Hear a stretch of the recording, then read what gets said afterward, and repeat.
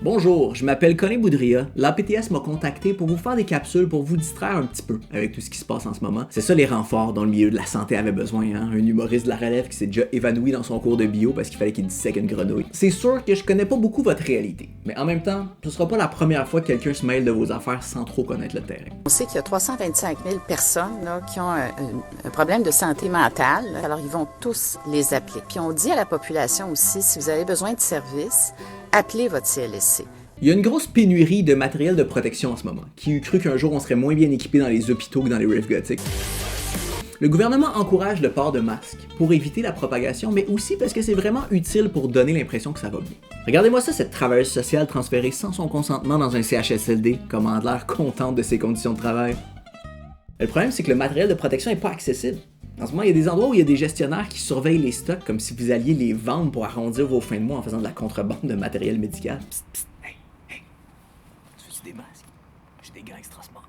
Je vais donc vous apprendre à faire votre propre matériel maison. Tu sais, au cas où vous cherchez quelque chose pour vous occuper quand vous venez de faire un chiffre de 12 heures, vous avez fait plein d'overtime à faire des stats. Premièrement, les visières. Ça, il en manque beaucoup dans le système en ce moment, mais quand on regarde comment c'est fait, c'est pas très compliqué à faire maison. Tout ce dont vous avez besoin, c'est une vieille acétate et un rouleau de duct tape, ok? C'est pas sorcier. Vous mettez l'acétate dans le visage, comme ça, et vous faites élégamment le tour de votre visage avec le duct tape. Comme ça. Petit conseil, c'est comme ça un peu l'air d'une vitre, hein? Ça pourrait être cute qu'on se rappelle que ça va bien aller en se mettant un petit arc-en-ciel dedans, comme ça, hein? Hey, dis-moi pas que ça va pas bien aller comme ça. Ensuite, deuxièmement, les masques. Ça, c'est essentiel, mais c'est un peu plus compliqué. Vous allez avoir besoin de plusieurs choses. Une serviette hygiénique. Si vous en trouvez pas, vous pouvez aussi utiliser des tampons, puis vous en mettre un chacun dans le nez. Et vous avez besoin d'une moitié de brassière pour servir de coque. Ensuite, on colle la serviette sanitaire dans la brassière, comme ceci. Moi, je suggère de la colle blanche industrielle, parce que ça a une petite odeur, ça rajoute un quelque chose de...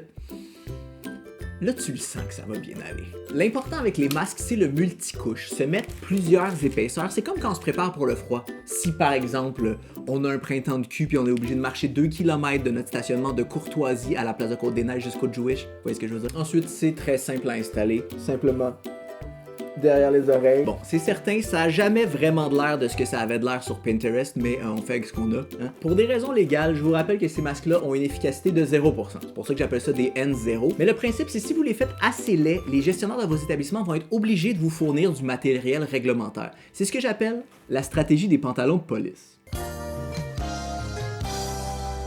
Et pour la prochaine chronique, hein, à la demande des gestionnaires du milieu de la santé, je vous donne des cours de relaxation pour apprendre à faire fitter vos crises d'angoisse pile dans une pause de 15 minutes.